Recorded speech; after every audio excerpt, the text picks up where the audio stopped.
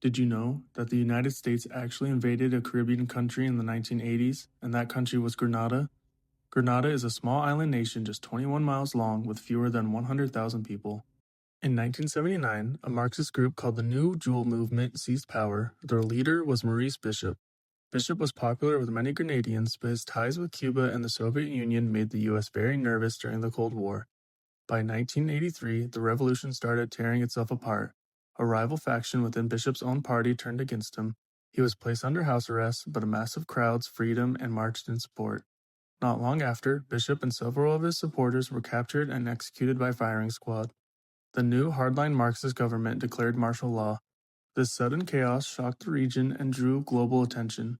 At the same time, about 600 American medical students were studying on the island. President Ronald Reagan claimed their lives were in danger, and he used that as a reason to act. On October 25, 1983, the U.S. launched Operation Urgent Fury. Over 7,000 American troops, supported by forces from nearby Caribbean nations, invaded. To put that in perspective, the invasion force was nearly one-tenth of Grenada's population. American troops faced armed resistance from Grenadian soldiers and several hundred Cubans who were on the island building a large airstrip. Battles broke out around key military sites and the airport. The fighting was short but intense, lasting just over a week.